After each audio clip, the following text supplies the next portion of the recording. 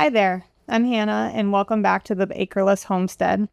If you're new here on this channel, we're building a productive suburban homestead in Florida on less than 8,000 square feet while learning how to grow, preserve, and make more of our food from scratch. This week on the homestead, we tackled a little bit of everything as we normally do. I've been wanting a dedicated cheese cave for a while now, so we finally picked one up and got it set up. Tracked down the bees and discovered something I really wasn't expecting. Back in the kitchen, I made another fresh milled flour sourdough loaf and remembered the most important ingredient this time. I also found a use for last week's less than perfect loaf. And then we also put together a nuke box for future hive splits and tried our hands at water glassing eggs for the very first time. Let's get into it. I've been getting super into making my own cheeses at home, and up until now I've been using our existing wine fridge, but as my collection of aged cheeses grows, we really kind of needed our own space for that. We're in the car to get a new cheese cave today. I've been searching for a while on Facebook Marketplace looking for just like a wine fridge, and all of them have those, kind of like curved shelves, which is not ideal for putting cheese on. But so I found one that has a, kind of flat shelves that are wooden, ideal for cheese. So I wrote to the lady and was like, hey, I'm interested, whatever, organize, pickup. And turns out she used it for cheese too. So super cool. We just met, her husband who plays saxophone, and Patrick was loving that too. And, brought my muscles with me to help put it in the truck. I don't know how we're getting this thing out of the truck. After setting up the new cheese cave and cleaning it out, I was able to move all of my cheeses to their new home so they can continue aging in the new cheese cave.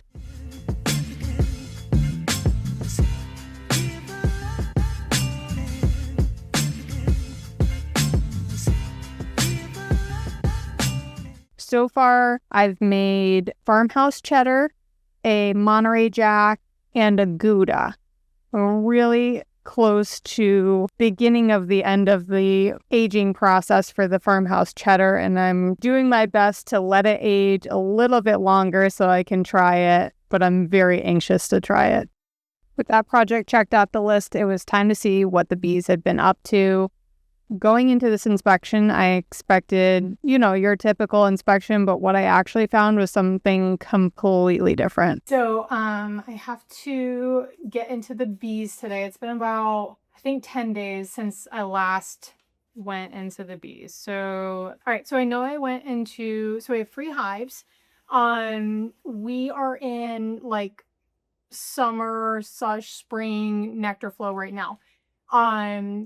We have 3, we use flow hives, and I've never really had any experience with anything else. So I learned on flow hives. So I don't have any really perspective on like whether I like them better or worse than your traditional Langstroth hive. But I have noticed so far, so last season, no problem filling up the flow hive honey supers. This season, I'm noticing it's at least delayed. Like I just keep checking the honey supers, and there's really no honey up there yet. And the interesting part is like the brood boxes are full of honey. So I'm wondering if there's something to that. If they, tried it last season, didn't really love it, and then are deciding just not to fill up the honey supers this season. I don't know what the deal is. I don't know if it's like just a late nectar flow or what's happening. But so I have 3 hives, so I figured I'd do an experiment. So the first hive I left alone, partly because I have a virgin queen in that hive. So I didn't want to mess with anything in that hive just because I don't want to mess with the queen, right? So she's not mated yet. Last time I saw her in the last inspection, and I noticed that, they had a queen because the inspection before there were a lot of queen cells, which just means that like they were without a queen. They're trying to make a new one. And so this past inspection, I saw that they did have a queen in there, so they had made one. She just hasn't gone out on her mating flight yet, so that she can't lay any eggs yet. So this inspection, I'm hoping to see, it'd be ideal if I could see her, and you can tell that they're mated because they're just bigger. So she was a real tiny thing. So I'm hoping to see a mated queen. Even better, I'd love to see some eggs. So not sure if she's laying yet. Like I said, it was about 10 days ago, so she should be laying depending on, you know, when she takes her took her mating flight. So we'll see about that in the first hive. Like I said, I left everything the same in that one because I didn't want to mess with it.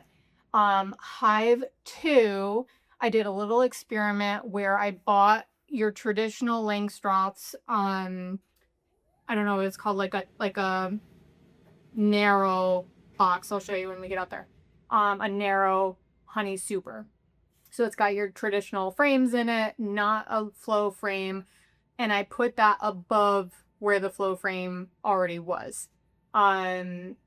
Just curious to see if they do have extra honey, if they would put it in there versus in the honey flow of the flow frame.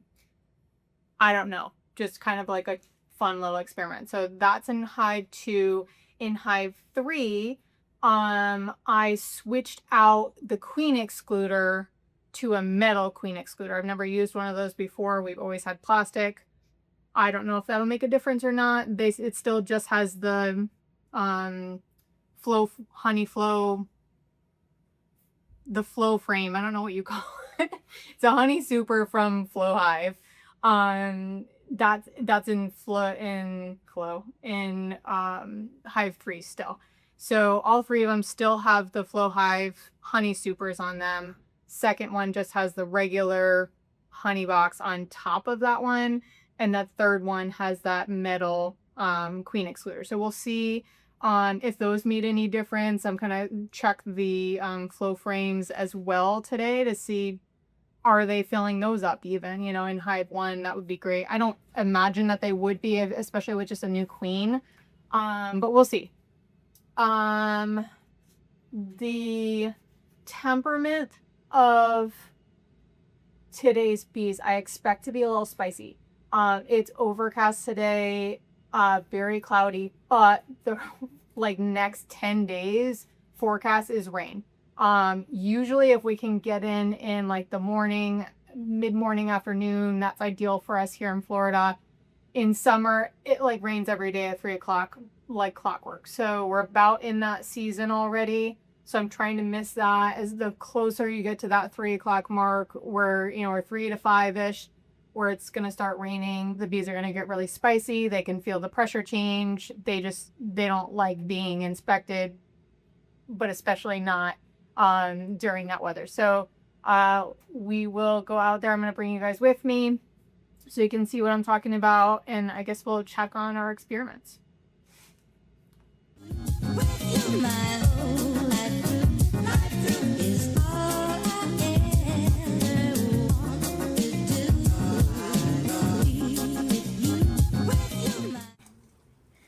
Let's check. The nice thing about the flow frames is that they have these little windows on the side here. I'll show you on the other side. Okay. That you can just open like this to see. So you can see that they're storing a little bit of honey here. Not much though. Here I don't see any honey, so I'm not even going to take the top off to look.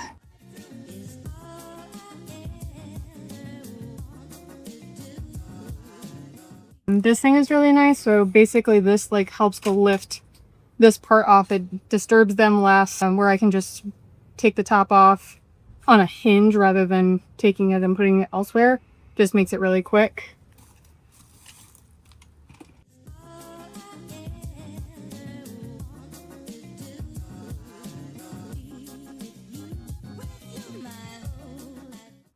So they've already started. I put this honey excluder on here, I don't know, a week ago, and they've already started to build comb here. These ladies are about as calm as they're going to get in this weather, I think. right, so that part's nice that there's not as much like spring when you take this off. Sometimes this is them off. All right. Got lots of propolis here, which is good. They're protecting their hide. I'm just gonna start with this frame. So we're full of bees here, which is a great sign. But no honey. So what up, girls? Okay. So sorry. Okay. Got lots of honey here. Some pollen, some nectar. Full. Busy bees. Even some larvae here. Wow.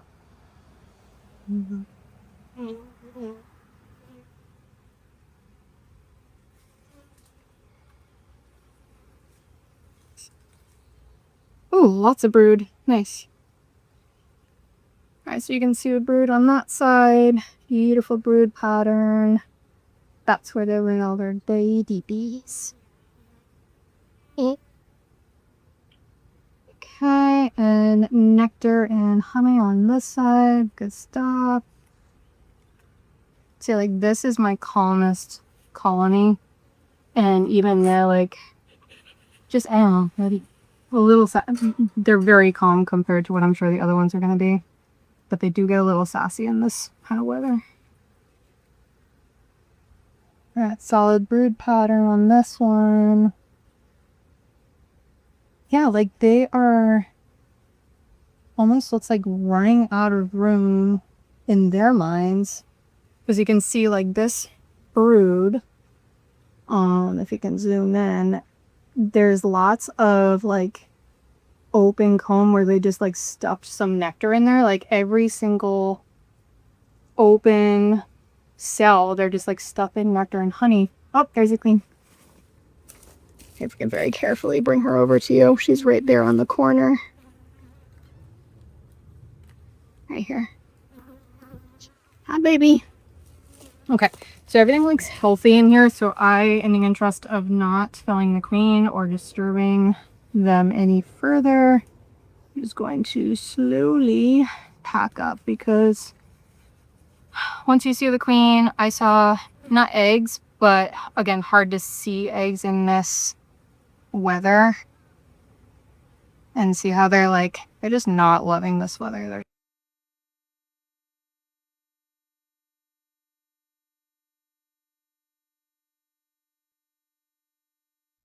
This is Hive 2. See what I mean about the other honey super there? So I got like a, I don't know, shallow honey super.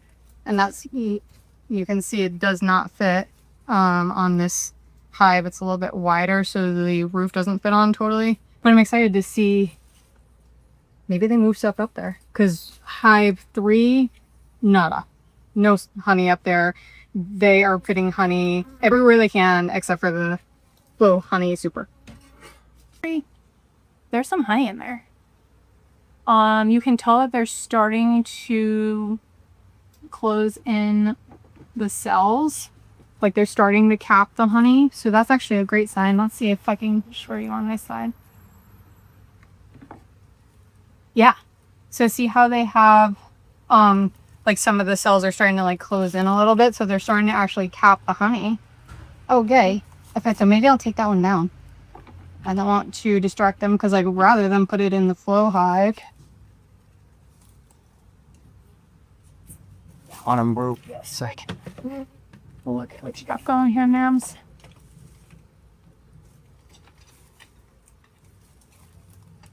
Don't want to disturb it too much. Well, I do want to see what you got rolling in here. Oh, wow. Oh my gosh, that's like almost full. Through and through. This is almost ready to harvest. Amazing. Okay, maybe it was just the threat of the new thing that I had to put on there to get them going.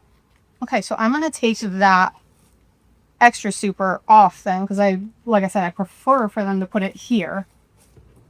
Because the nice thing about the flow hive is that literally come time for harvest, I literally am just gonna like plug like a tube here and it's just gonna come out like a tap, like a honey tap.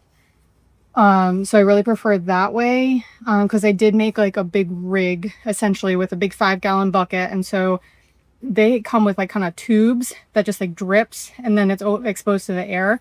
What I did was I took a clear tube and extended that all the way into a 5-gallon bucket so that it, you know, I can harvest multiple frames all at once and they all just flow into the same 5-gallon bucket. Now you do have to make sure that you have to test the moisture, the humidity, no moisture, yeah, humid moisture of the honey, like while it's still in the frame first before you harvest it. Because then if you're harvesting honey that's like higher than, I want to say like 18% moisture, it can start to ferment. So you want to make sure you do that before you dump all of it into like one 5-gallon bucket. But good. I'll leave that like that then. Okay. That's like ready to harvest already, I think. It's so heavy. I mean, that's got to be like 100 pounds. It's heavy on its own, to be fair. You ladies have been going to work. Appreciate you. Thank you, ma'ams. Okay. This is just a regular like Swiffer pad. And this is for catching hive beetles. I'll show you. This one's actually pretty. So see how it's catching hive beetles. The bees don't get stuck in the like fibers of that, but the beetles do. So what you do is you literally just lay it on top. There's no chemicals or anything. The beetles get stuck there, the bees don't, and then you just replace it every so often. It's kind of cool.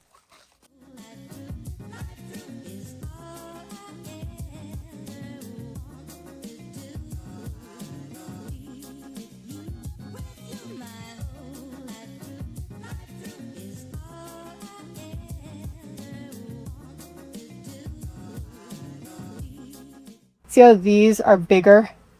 Those are for brood or for bird. Those are for drones. I'm getting stung. These are for drone bees. Those are the male bees. And these smaller ones.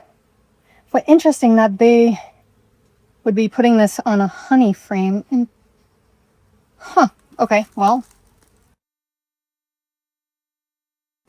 And in this kind of weather, I can see eggs.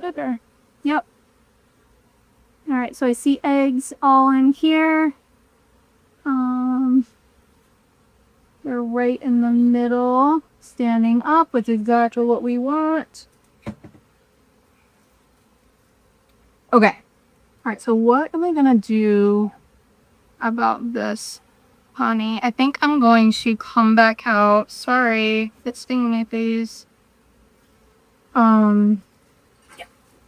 Their spice level is rising. Okay, so I saw eggs, so I'm gonna call it a day here because they don't like it in here right now. They said pigweed.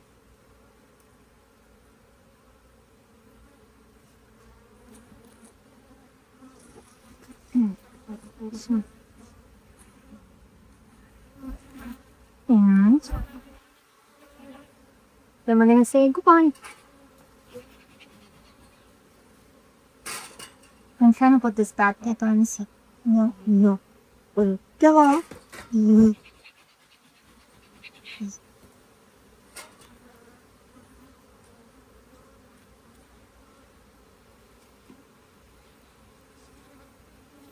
So, any first you can. Alright, bring it back. It's kind of cool about this thing. So now I want to just be double, triple track, but I don't see the thing.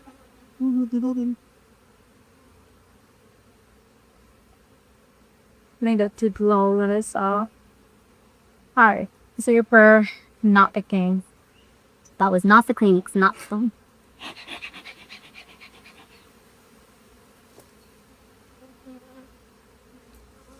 All right, I'm leaving. Okay, so I'm going to leave this off, I think. When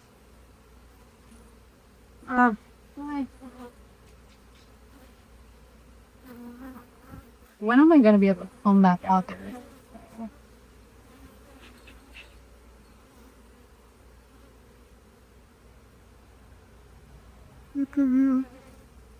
Either way, I'm going to put this back on. Small nails. It's so weird. Forgot. Pardon. Okay.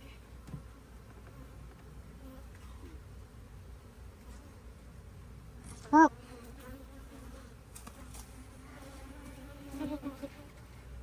There's a lot where she will.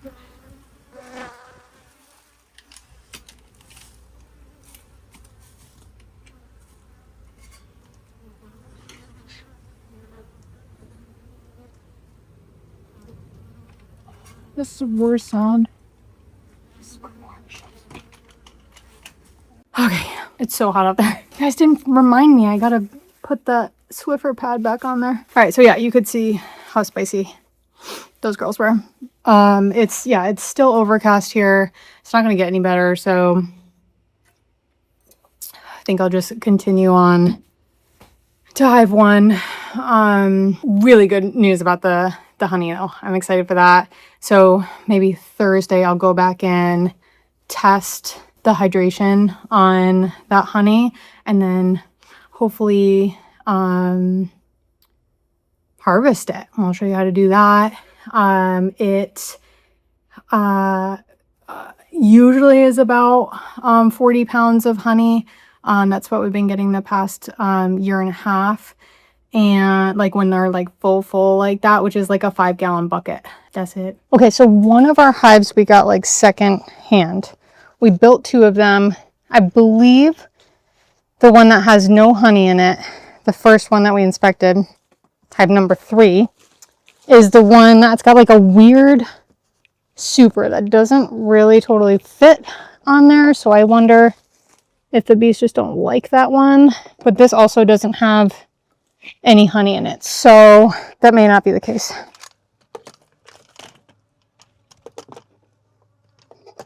Okay, this goes on like this and like this and like this. I try, see this one's really light, so I know that there's no honey in that. I try to do my inspections not on Mondays because our neighbors all get their houses landscaped on Mondays. So there's like weed whackers and lawn mowers and all that kind of stuff. And the bees don't like that sound.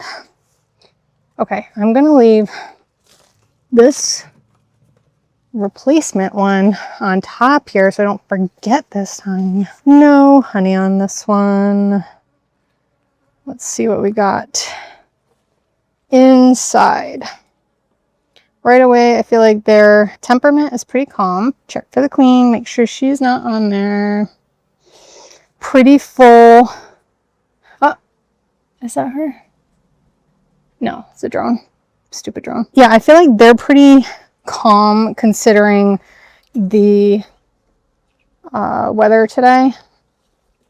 But I still do have a few bees following me from that last hive, and that was 20 minutes ago.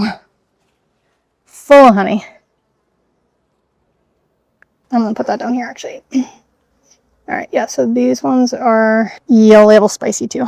It's just yeah, this weather just like they don't like it. We'll try and be quick, sorry. Oh, also full of honey, full of nectar, some pollen, lots of pollen. This one's much lighter. Okay, drone. Oh, almost empty. All right, so this is the hive that had the virgin queen the last time I inspected.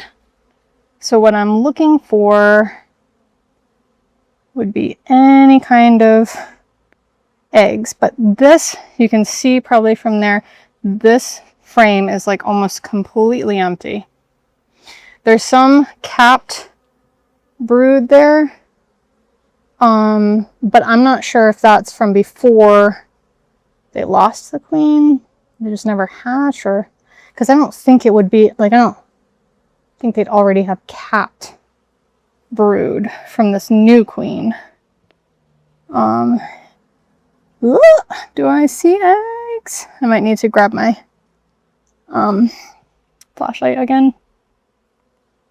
You might see eggs in there. Yup, there sure are eggs in here.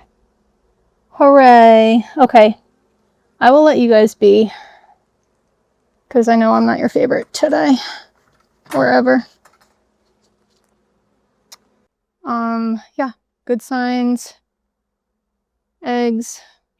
She's got plenty of room in there, so I'm not worried about them taking off. Plenty of open comb in there, and plenty of honey, so and pollen, so they can feed those baby bees. Okay, moving along, ladies.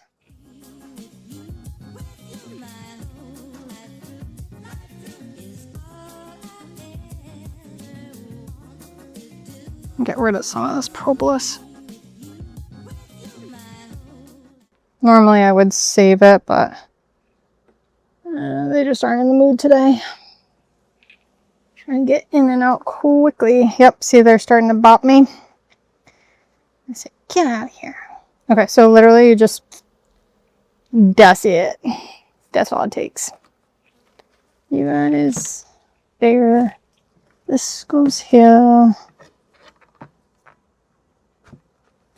And I'm going to replace that other Swiffer pad because I forgot.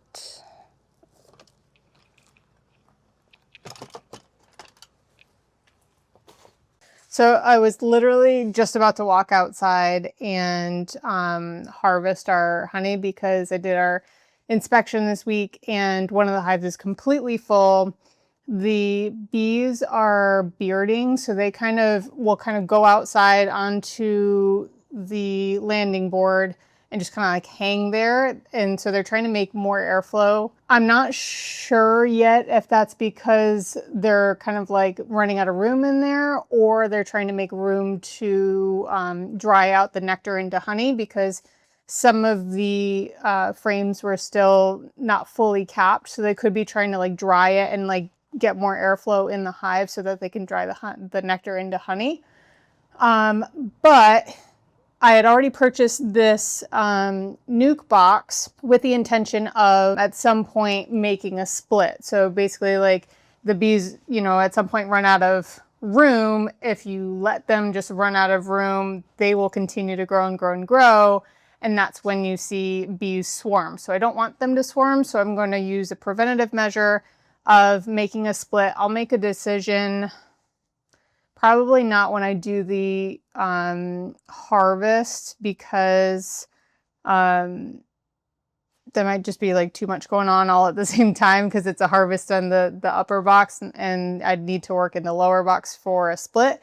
But I think I do need to get in there pretty soon here to prevent that swarm. I didn't see any queen cells or anything that would indicate that they're, making a new queen for whoever's going to stay, and that indicates that the rest of them are leaving. I only have foundationless frames, and so what I mean by that is that there's no foundation in them. Sometimes there's either plastic or wax, like a sheet here, that, imagine like a little, like a sheet that hangs down, and so it makes it easier for the bees to build on top of that, versus this foundationless hive frame. Not that it can't work, but I'm wondering if it's really the best option for a split.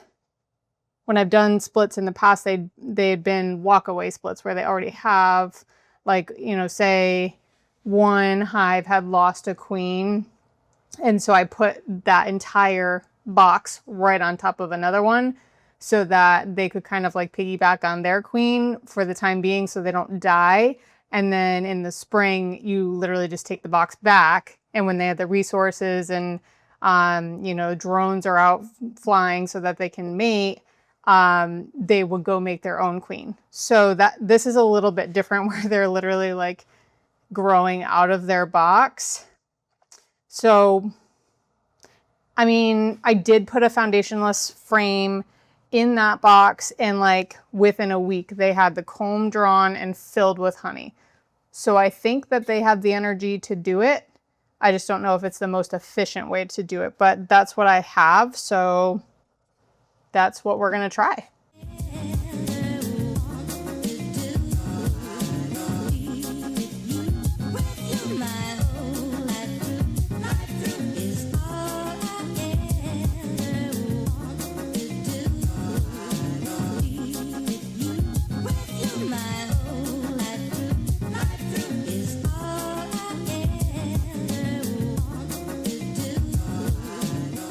Last week, I made the most incredible, probably best fresh milled flour sourdough loaf that I've ever made. It was crunchy on the outside. It has a beautiful rise, great crumb, and I cut open to it and enjoyed or thought I would enjoy a slice of this bread. And I couldn't put my finger on what was wrong with it until I decided that I forgot to add salt to it. So we're going to turn this into some breadcrumbs in the interest of not wasting it, but I'm certainly not going to have any more of this bread. Just adding a bunch of spices, blending it up in the food processor, and now it's Italian breadcrumbs.